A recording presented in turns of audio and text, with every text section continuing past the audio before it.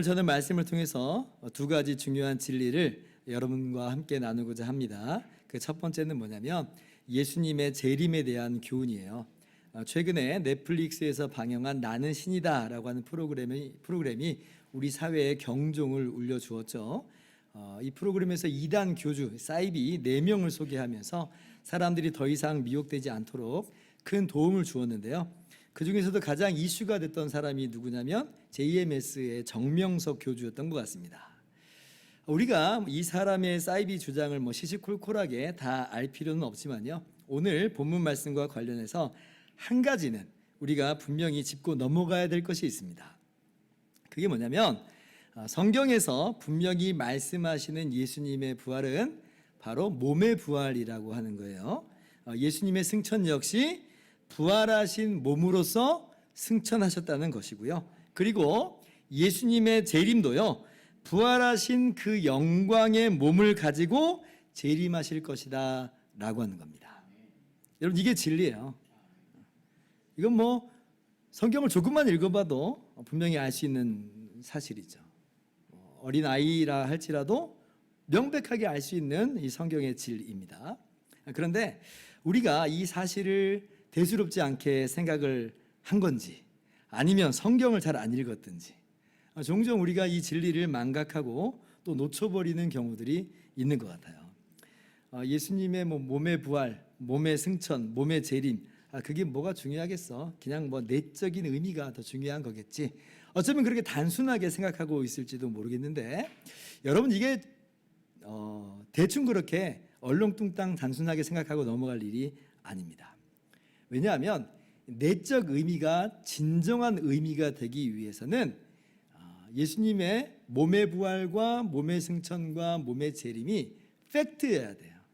역사적 사실이어야지 그것이 담아내고 있는 내적인 의미가 진리로서 작동하는 거예요.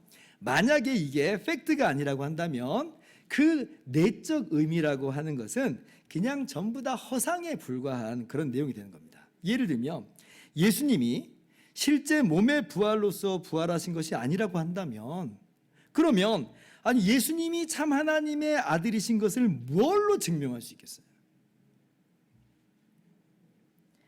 그리고 예수님이 그렇게 하나님의 아들이심이 증명되지 못한다면 예수님의 구원 사역이, 예수님의 구원하심이 참이라고 하는 것을 무엇으로 우리가 확신할 수 있겠느냐는 거예요. 다 허상이 돼버리는 거죠. 그리고 예수님께서 몸의 부활로서 부활하신 것이 아니라고 한다면, 그러면 보세요, 우리의 이 썩을 몸이 장차 영광의 몸의 부활로 다시 살아나게 될 것을 우리는 어떻게 확신할 수 있을까? 우리가 가지고 있는 이 부활의 기대와 소망이 어떻게 견고하게 세워질 수 있겠느냐라고 하는 거예요. 다 신기루가 되어버립니다. 오직 예수님께서 정말 몸의 부활로 부활하셨을 때만이 이 모든 것이 진정한 의미를 갖게 되는 것이고, 그렇게 우리에게 진짜 산 소망으로 다가올 수 있는 거예요. 자, 오늘 본문 3절 말씀 보세요. 자, 그가 고난받으신 후에 또한 그들에게 확실한 많은 증거로 친히 살아계심을 나타내사 40일 동안 그들에게 보이시며 하나님 나라의 일을 말씀하시니라. 자, 예수님이 고난받으신 후에, 무슨 말이냐면 예수님께서 십자가에 달려 죽으신 후에라고 하는 뜻이죠. 확실한 많은 증거로 친히 살아계심을 나타내사. 예수님께서 죽으셨어요. 그러나 정말로 영광의 몸으로 다시 살아나셨다라고 하는 거예요. 여러분, 예수님께서는 정말로 영광스러운 몸의 부활로 다시 사셨습니다. 여러분, 이 진리를 흔들림 없이 믿으시기를 바랍니다. 자, 그리고 예수님께서 부활하신 그 몸으로 승천하시고 바로 그 영광의 부활체로서 재림하실 것도 마찬가지로 우리가 흔들림 없이 붙잡아야 돼요. 9절 말씀 보세요.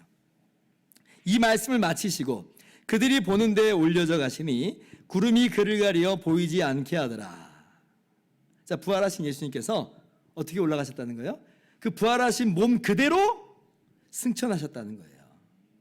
예수님이 이제 이 몸은 필요 없으니까 이거 다 그냥 벗어버리고 영혼만 올라가야겠다, 그렇게 올라가신 게 아니에요. 부활의 몸으로서 제자들에게 나타나셨고 그 몸으로서 승천하신 거예요.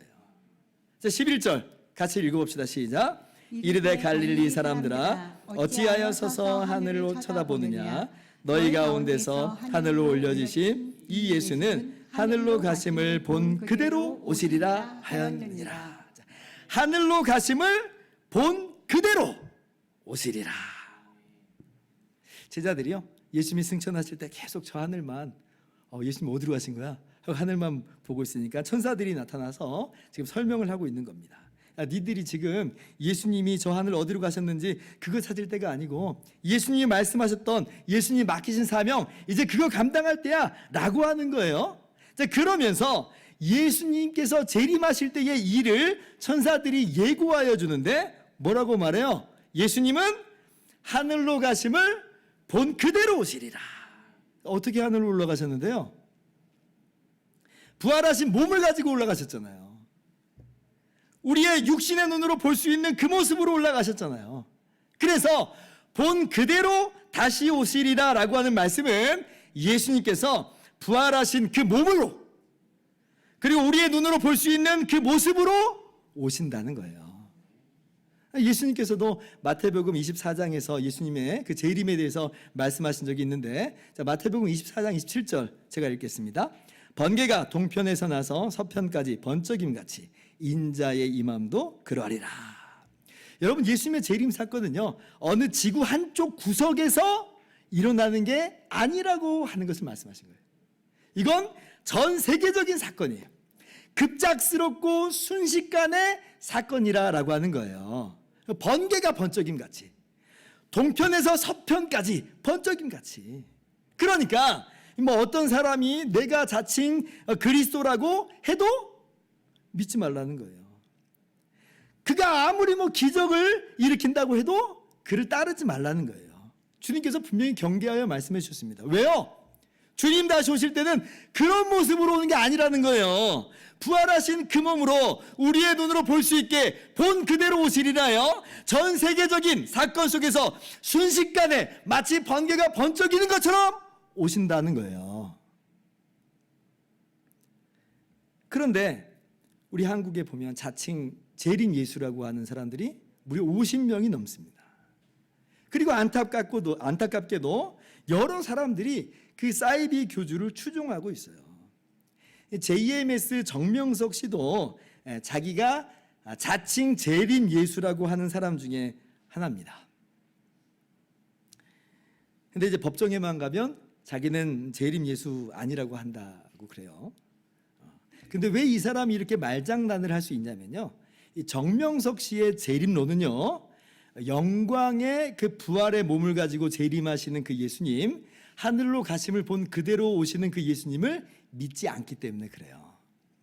이 사람이 말하는 바는 뭐냐면, 자, 부활 승천하신 예수님이 육신으로 다시 오시는 게 아니고 기독교인 가운데서 시대적 중심 인물을 선택하여 그에게 예수님이 영으로 재림하여 협조함으로 재림 예수의 사명을 감당하게 한다. 이게 이 사람의 주장이에요. 그래서 정명석 자기가 이 시대적 중심 인물이라는 거예요. 예수님이 영으로 자기에게 재림했다는 거예요. 그래서 재림 예수라고 하는 겁니다. 근데 법정에서는 나는 사람이다. 시대적 사람이니까 사람이다. 그리고 자기 집단 안에서는 재림 예수라. 그렇게 이야기를 하고 있어요. 그렇게 미혹하고 있는데 사람들은 거기에 또 미혹되고 있어요. 신천지 이만진 씨도 비슷한 그러한 스타일로 얘기를 합니다. 근데 이제 이 신천지의 이만희 씨는 자기가 재림 예수라고 직접 얘기하는 게 아니라 예수님의 영이 자기에게 임하여 자기가 보혜사라고 이야기를 하고 있죠. 보혜사라고. 또 다른 보혜사다. 정말 안타까워요. 우리가 성경대로 예수님의 몸의 영광스러운 부활을 믿고요, 바로 그 몸이 승천하신 것을 믿고, 그리고 장차 그 몸으로서 하늘로서 가신 그 본 그대로 다시 오실 것을 믿는다면, 이게 역사적 사실로서 우리가 분명히 믿는다면 미혹될 게 한 개도 없는데, 그런데 이 성경 진리에 바로 서지 못하니까 미혹되어 버리는 거예요. 여러분, 예수님께서 지금 부활의 몸으로 하나님 보좌 우편에 지금 앉아 계신데 왜 그 몸 버리고 엉뚱하게 지금 이 땅에 다른 사람의 몸에 들어가서 마치 재림 예수 행세를 하겠어요? 말도 안 되는 이야기인데 근데 거기에 사람들이 미혹되는 거예요. 하나님의 교회 안상홍 씨도 자기가 재림 예수라고 했죠. 1818년에 태어나가지고 1985년에 죽은 사람인데 자기도 재림 예수라는 거 비슷하게 예수님의 영이 자기에게 임한 거죠. 사람들이 지금까지도 안상홍을 재림 예수라고 여기고 있어요. 얼마나 많은 이 미혹이 있는지 몰라요. 여러분, 오늘 성경 말씀을 통해서 바른 부활 신앙, 바른 재림 신앙을 굳건하게 세우실 수 있기를 바랍니다. 여러분, 이것이 제가 여러분과 나누는 오늘 말씀의 첫 번째 진리예요. 자, 그리고 제가 두 번째로 여러분과 함께 살필 진리는 뭐냐면, 자, 그런데 이제 예수님께서 그렇게 승천하시기 전에 제자들에게 한 가지 분부하시는 말씀이 있었습니다. 4절 이하의 말씀을 함께 볼까요? 자, 사도와 함께 모이사 그들에게 분부하여 이르시되 예루살렘을 떠나지 말고 내게서 들은 바 아버지께서 약속하신 것을 기다리라. 5절 같이요. 요한은 물로 세례를 베풀었으나 너희는 몇 날이 못되어 성령으로 세례를 받으리라 하셨느니라. 자, 예수님께서 뭘 명령하셨냐면 하나님 아버지께서 약속하신 것을 기다려라 명령하셨어요. 그리고 그 약속하신 것이 무엇인지를 바로 뒤이어서 우리에게 알려주시는데 그것은 바로 성령 하나님을 보내주신다는 것이고 제자들이 조만간 성령으로 세례받게 될 것을 예고하여 말씀해 주신 거예요. 그러면 지금 왜 제자들이 성령으로 세례를 받는 것이 필요한가라고 할 때에 여러분, 성령으로 세례를 받을 때에 비로소 복음을 전할 수 있는 능력을 받기 때문에, 그래서 예수님의 이 부활의 증인의 삶을 살 수 있게 되기 때문에 그렇다라고 말씀하시는 거예요. 8절 말씀, 오직 성령이 너희에게 임하시면 너희가 권능을 받고 예루살렘과 유대와 온 유대와 사마리아와 땅끝까지 이르러 내 증인이 되리라 하시니라.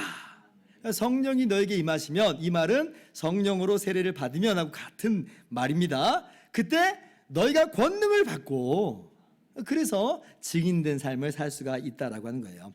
누가가 이 사도행전을 기록하기 전에 누가복음을 먼저 기록을 했습니다. 근데 누가복음 24장에도 동일한 말씀을 기록을 해 놓았어요. 48절 이하를 보면 보세요. 너희는 이 모든 일의 증인이라. 볼지어다 내가 내 아버지께서 약속하신 것을 너희에게 보내리니 너희는 위로부터 능력으로 입혀질 때까지 이 성에 머물라 하시니라.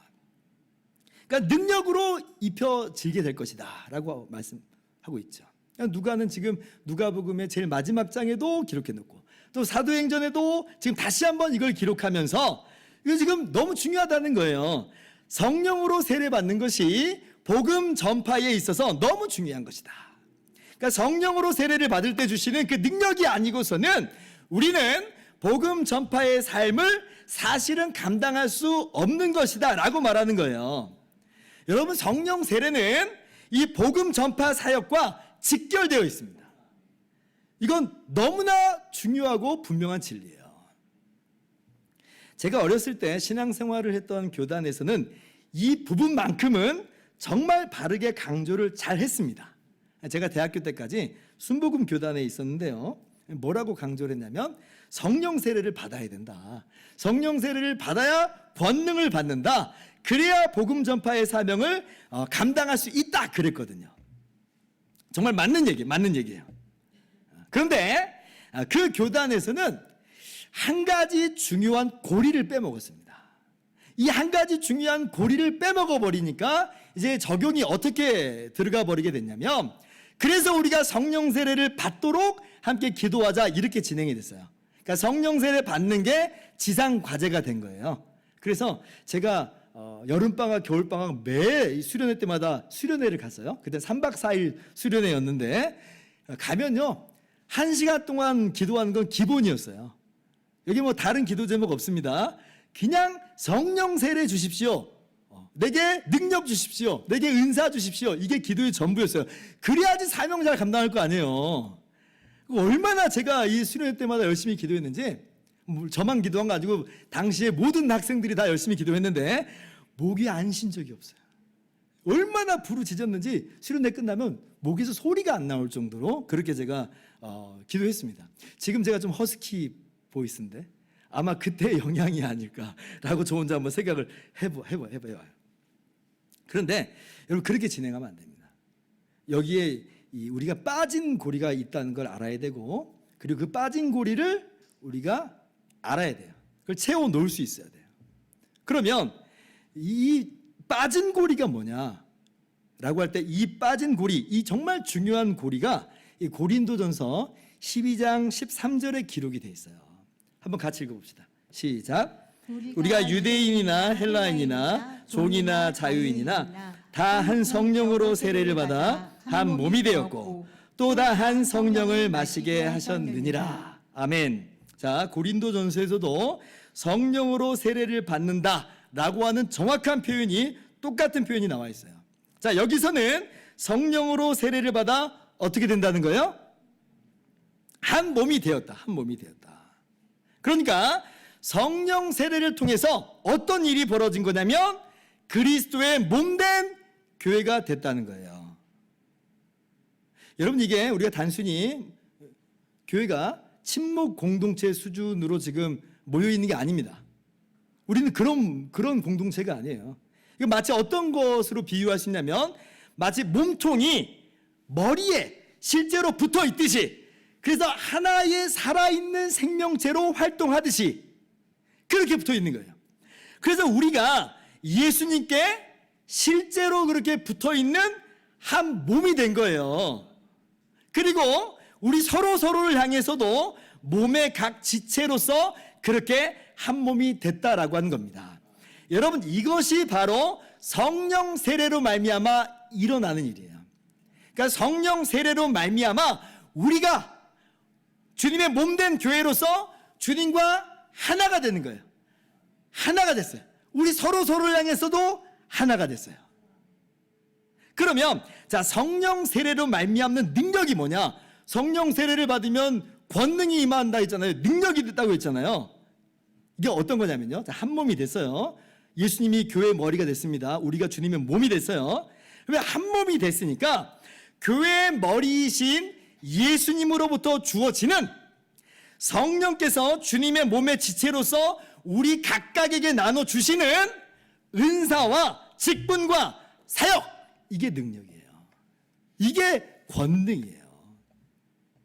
예수님과 별개로, 예수님과 동떨어진 어떤 성령의 능력을 말하는 게 아니고, 이 성령의 세례로 말미암아 주님과 하나가 됨으로 말미암아 머리 대신 주님으로부터 비롯되어 성령께서 나눠주시는 거예요. 이게 권능이에요. 골로새서 2장 19절입니다.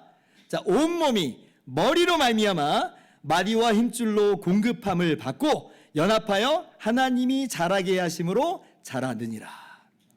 온 몸이, 우리가 머리로 말미암아 공급함을 받아요. 몸이 머리하고 붙어 있으니까 머리로부터 이 힘과 권능을 공급받는 건 너무 자연스러운 이야기예요. 제가 한번 쉽게 예를 들어볼게요. 제가 제 손으로 고장난 컴퓨터를 고쳤다고 생각을 해보세요. 그러면 이게 제 손의 능력이에요? 제 능력이에요? 제 능력이자 제 손의 능력이라고 할 수 있죠. 그죠? 왜냐하면 제 손이 제 몸의 일부니까. 마치 그런 거예요. 성령으로 세례를 받아 예수 그리스도의 몸이요 몸의 지체가 된 순간 예수 그리스도의 능력이, 예수 그리스도의 권능이 우리 안에, 우리의 복음 전파의 사역 속에서 나타나게 되는 거예요. 그래서 예수 안에 있는 우리는 더 이상 연약하고 볼품없는 존재들이 아니라 우리가 주님의 능력 있는 손이 된 거예요. 주님의 권능 있는 손이 된 거예요. 마가복음 16장 20절, 제자들이 나가 두루 전파할세 주께서 함께 역사하사 그 따르는 표적으로 말씀을 확실히 증언하시니라. 제자들이 복음을 전했어요. 근데 누구도 역사해요? 주님이 함께 역사하세요. 주님이 역사해요. 이게 주님의 권능과 능력이 제자들의 사역 속에서 나타난다는 이야기예요. 오늘 성령으로 세례를 받을 때에 성령이 임하시며 권능을 받고 하는 이 내용이 바로 이 내용들이에요. 자, 그러면 이제 우리가 어떻게 성령 세례를 받을 수 있나, 이 이야기를 해야죠. 어떻게 성령 세례를 받을 수 있나. 근데 이 질문은 어떤 질문으로 바꿀 수 있냐면, 그러면 우리가 어떻게 하면 주님의 몸된 교회가 될 수 있나요? 라고 하는 질문으로 바꾸어서 할 수 있어요. 왜냐하면 성령 세례를 받아서 어떻게 된다고 그랬어요? 성령 세례를 받아서 우리가 그리스도의 몸이 된다고 그랬잖아요. 주님의 몸이 되어서 주님의 능력이 우리 삶 속에서 나타나는 거라고 했잖아요. 자, 그러면 어떻게 하면 우리가 그리스도의 몸된 교회의 지체가 되나요? 어떻게 능력 있는 주님의 몸된 지체가 되나요? 예배당에 그냥 나와서 앉아 있는다고 되는 게 아니죠. 뭐 등록 신청 카드를, 교인 등록 신청 카드를 낸다고 되는 거 아닙니다. 어떻게 되는 거예요? 그리스도의 몸이 되기 위해서는 내가 죄인임을 인정하고 고백하면서 오직 예수님을 나의 주와 구원자로 믿을 때에 그렇게 교회가 되는 거예요. 그렇게 주님의 몸이 되는 거예요. 이거 우리가 다 알고 있는 내용이죠. 다 알고 있는 내용이에요.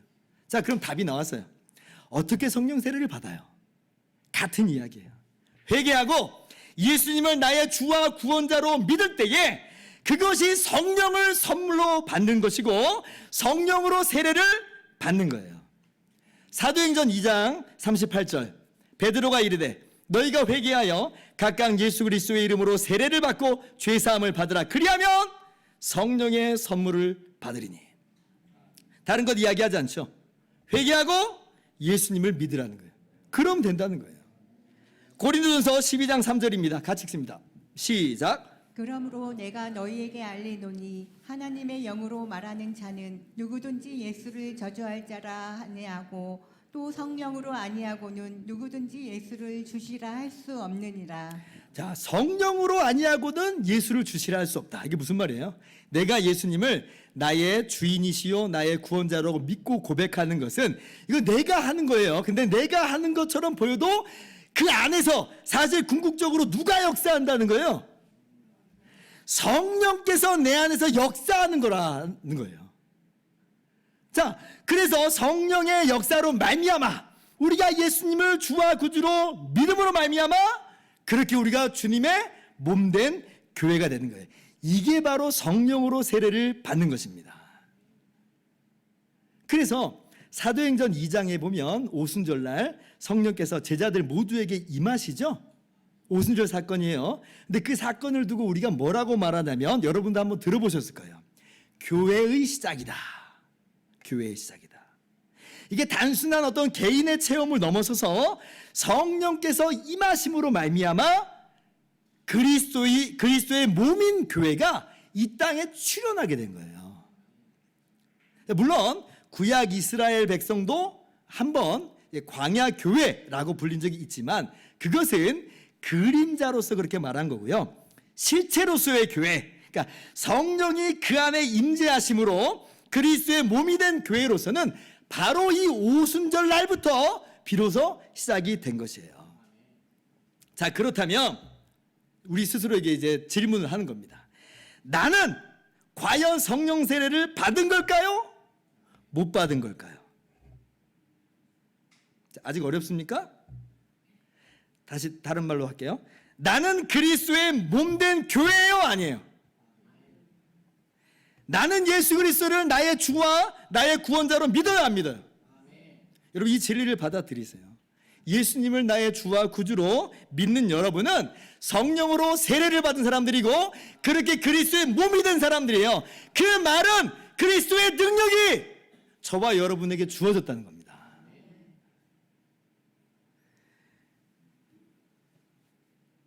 그러므로 성령께서 우리 안에 거하셔서 우리가 주님의 몸이 됨으로 말미암아 우리가 얼마나 권능 있는 존재들이 되었는지를 깨달아 알았으면 좋겠어요. 고린도전서 3장 16절에 이렇게 말씀합니다. 너희는 너희가 하나님의 성전인 것과 하나님의 성령이 너희 안에 계시는 것을 알지 못하느냐.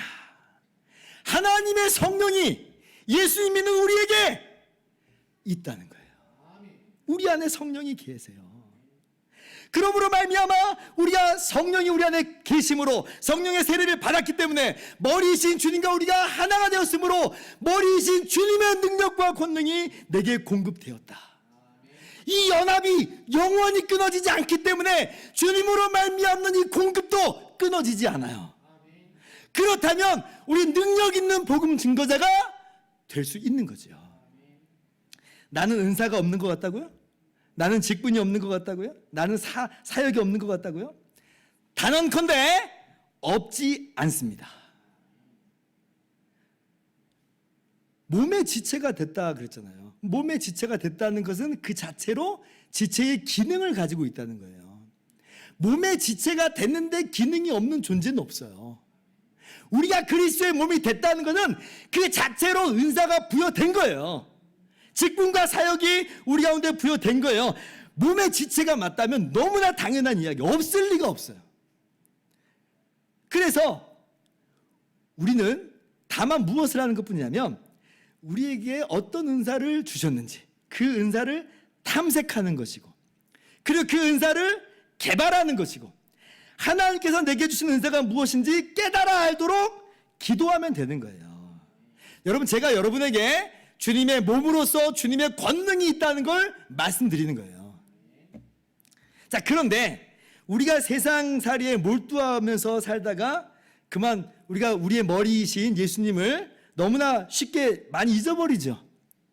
그래서 더불어서 무엇을 함께 우리가 해야 되냐면 성령으로 충만하게 되기를 기도하는 거예요. 여기에서 성령 충만을 위해서 기도하는 내용이 나와요. 성령으로 충만하여 머리이신 예수 그리스도와의 연합을 날마다 충만하게 경험하게 해주십시오. 여러분, 예수님을 주와 구주로 진짜 믿는 우리들은 성령 세례를 사모할 필요는 없습니다. 왜냐하면 이미 성령 세례 받은 사람들이기 때문에 그래요. 그러나 성령 충만을 위해서는 항상 사모하고 기도해야 됩니다. 에베소서 5장 18절, 술 취하지 말라, 이는 방탕한 것이니 오직 성령으로 충만함을 받으라. 오직 성령으로 충만함을 받으라. 이게 무슨 말이냐면요, 지금 우리가 잠시만 정신줄을 놓치면 술 취하고 세상에 취하면서 산단 말이에요. 우리가 분명히 주님과 한 몸을 이룬, 주님과 연합한 존재임에도 불구하고 다 잊어버리고 누구하고 연합한 존재처럼 사냐면 세상과 연합된 존재처럼 살아가 버린단 말이에요. 술 취하지 말라. 그래서 성령이여, 우리가 술 취하여 세상과 연합된 삶이 아니라 예수 그리스도와 연합된 삶을 날마다 살게 하여 주십시오. 이게 성령 충만을 위한 기도예요. 성령 충만을 위해서 기도해야 됩니다. 안 그러면 우리가 주님과 한 몸을 이뤘음에도 불구하고 마치 세상 사람처럼 살기 때문에 그래요. 그러니까 능력도 안 나타나요. 여러분, 성령으로 충만할 때 우리가 주님과의 연합을 다시금 생생하게 누리게 되고요, 머리이신 예수님으로부터 능력이 풍성하게 공급되는 거예요. 그러면 예수님의 손과 발로서 우리의 삶의 각 자리에서 주님을 드러내는 능력 있는 복음 전도자의 삶을 우리가 능히 살 수 있게 되는 것이죠. 그렇게 복음 전도자의 삶을 살아가실 수 있는 저와 여러분 되기를 바랍니다. 목사님, 그럼 궁금한 게 하나가 있어요. 성령의 열매는 그럼 어떻게 되는 거예요? 여러분, 성령의 열매 다른 게 아닙니다. 성령으로 세례를 받아 주님과 연합하여 하나가 됐다라고 하는 이 중심 내용을 분명히 기억하면 이건 이해하는 게 어렵지가 않아요. 왜냐하면 주님과 하나가 됐으니 당연히 주님의 몸으로서 머리이신 주님을 닮아가게 돼 있어요. 성령의 열매를 맺어가게 돼 있어요. 그래서 성령 세례는 이게 능력입니까 열매입니까 둘 중에 어떤 걸 이야기합니까의 문제가 아니고, 성령 세례는 주님과의 한 몸을 이루는 연합이에요. 연합 가운데서는 주님으로부터 능력도 공급되고 주님을 닮아가는 열매도 맺게 돼 있습니다.